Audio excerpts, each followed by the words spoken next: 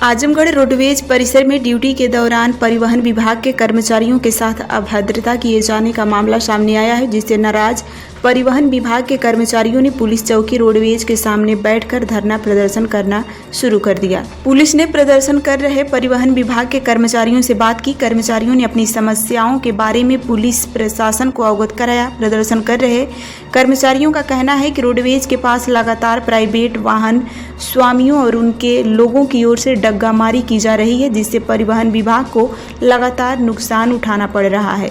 कर्मचारियों का आरोप है कि आरटीओ और एआरटीओ आजमगढ़ मंडल के आजमगढ़ मऊ बलिया दोहरी घाट में डग्गामारों को बढ़ावा दे रहे हैं।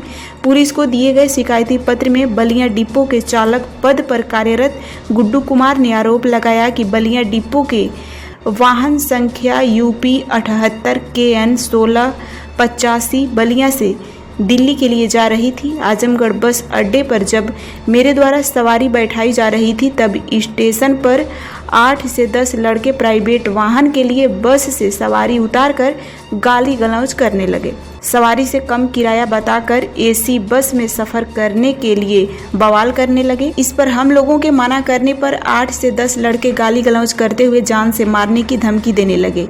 इससे हम लोग डर गए और 20 से 25 सवारियों को अपने प्राइवेट वाहन में बैठाकर लेकर चले गए। इस मामले की जानकारी मिलने के बाद बड़ी संख्या में परिवहन विभाग के कर्मचारियों ने धरना प्रदर्शन शुरू कर दिया। धरने की खबर लगते ही रोडवेज के अधिकारियों में हड़कंप मच गया। मौके पर आजमगढ़ डिपो और डॉक्टर अंबेडकर डिपो के अधिकारी पहुंचे। उन्होंने कर्मचारियों को समझाने का प्रयास किया। पुलिस ने 2 संदिग्ध लोगों को हिरासत में लेकर आश्वासन दिया है कि जल्द ही आरोपी लड़कों पर कार्रवाई की जाएगी। इसके बाद रोडवेज कर्मचारियों ने धरना समाप्त किया। इस बारे में रोडवेज यूनियन के कर्मचारी नेता का कहना है कि सवारी बैठाने को लेकर कई बार विवाद हो चुका है। इस मामले की शिकायत पुलिस के अधिकारियों और परिवहन विभाग के अधिकारियों से भी कई बार की गई। एसपी ट्रैफिक से भी शिकायत की गई, पर समस्या का समाधान नहीं हुआ। कर्मचारी नेता का कहना है कि 250 से अधिक अर्टिगा कार रोजाना रोडवेज से और बवाली मोड़ लखनऊ के लिए जाती है। इसके साथ ही 150 से अधिक बसें अलग अलग रूट से होकर चल रही हैं।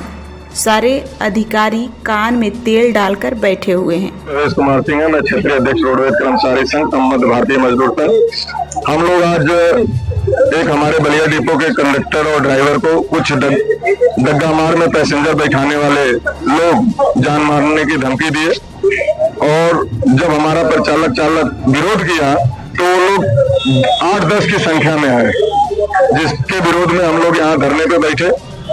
और ये दिन अनवरत चला आ रहा है। हमारी जो बातें हो रही थी, अपर पुलिस अधीक्षक यातायात से बात हुई थी, उन्होंने कहा था कि डग्गामारी नहीं होगी, और यहाँ ट्रैफिक के लोगों को भी लगाया, लेकिन उसका कोई नियंत्रण मुझे दिखा नहीं आज तक। और बवाली मोड़ पे सैदा में तमाम कम से कम 250 अर्टिगा जो प्रतिदिन आजमगढ़ से लखनऊ की डग्गामारी करती हैं, और मेरे द्वारा इसकी पूरी सूची पुलिस प्रशासन को प्रेषित कर दी गई थी। और कम से कम 100 से 150 बसें जो मात्र पूर्वांचल के लिए परमिट है, वो हमारे विभिन्न मार्गों से आती हैं और हमारे निगम के बसों के पैसेंजरों को ले जाती हैं। इस संबंध में मैंने सहायक संभागीय परिवहन अधिकारी आरटीओ आजमगढ़, एआरटीओ आजमगढ़, मऊ बलिया से हमारी तमाम वार्ता हुई। हम लोगों ने क्षेत्रीय प्रबंधक से वार्ता की। क्षेत्रीय प्रबंधक और एआरएम ने तमाम पत्राचार किया, लेकिन सभी लोग अपने कान में तेल डाल के बैठे हुए हैं और कर्मचारियों का उत्पीड़न और शोषण करने में विश्वास रखते हुए कार्य कर रहे हैं। अच्छा, सवाल ये बनता है कि क्या ये अधिकारी जो है आपके विभाग के बड़े लोग, क्या इन लोगों से संलिप्तता है क्या कि आखिर इतनी शिकायतों के बावजूद भी कार्रवाई नहीं की जा रही? दिक्कत इस बात की है कि इस तरह का आरोप लगाना तो आम विषय है, कोई भी लगा दे कि हमारे अधिकारी संलिप्त है, लेकिन ऐसा कुछ नहीं है। जो भी इस तरह की बात कहता है वो साजिश के तहत कि उसको कोई कुछ कहे ना, इस तरह वो एक माहौल क्रिएट करता है। क्योंकि एक बार हम लोग गाड़ी पकड़े थे, आपको मैं बताना चाहूंगा कि आम ट्रांसपोर्ट की गाड़ी थी, और हमारे मोबाइल पे उसके मालिक का फोन आता है और कहता है कि मैं एमडी साहब का रिश्तेदार बोल रहा हूँ, आपने हमारी गाड़ी क्यों पकड़ ली? तो हमने कहा कि ठीक है, अगर आप एमडी साहब के रिलेटिव है हमारे, तो एक बार एमडी साहब से हमारा नंबर आपके पास है, फोन करवा दीजिए। लेकिन उसके बाद में वो फोन करवाया और नियमानुसार उसकी गाड़ी आरटीओ ने दूसरी दिन छोड़ दी। जबकि वो गाड़ी नहीं छोड़नी चाहिए थी, लेकिन वो डेली अपने परमिट का उल्लंघन करता है। उसके बाद भी वो डेली आरटीओ और एआरटीओ द्वारा पोषित किया जा रहा है आजमगढ़ में डग्गा मार को। आजमगढ़ ही मैं नहीं कहूंगा, आजमगढ़, बलिया, दोहरीघाट, मऊ, ये जो आजमगढ़ मंडल का परिक्षेत्र है उसमें पूरी तरह से आरटीओ द्वारा डग्गा मार को पोषित किया जा रहा है। अच्छा, आज जिन दो लोगों को आप लोगों ने पकड़ा वो कौन लोग थे, क्या विवाद हुआ? वो अज्ञात लोग हैं, मैं उनका नाम नहीं जानता। वो हमारे बस के कंडक्टर से बस में चढ़ के और पैसेंजर उतार रहे थे, तो हम लोगों ने उनको पकड़ के, और चूंकि वो हमारे कर्मचारियों को जान से मारने की धमकी दी, तो उन लोगों को हम लोगों ने पकड़ के पुलिस चौकी पे दिया। दुर्भाग्य का विषय है कि हम लोग 1 घंटे तक पुलिस चौकी पे खड़े रहे और कोई सिपाही तक इनका नहीं मिला। इससे आप इसकी गंभीरता आप समझ सकते हैं कि यहाँ हमारे यात्री कैसे सुरक्षित रह सकते हैं। तो आगे पुलिस विभाग से आपकी क्या मांग? पुलिस विभाग के कोतवाल साहब आए थे और अपर पुलिस अधीक्षक यातायात महोदय से हमारी फोन पे वार्ता हुई।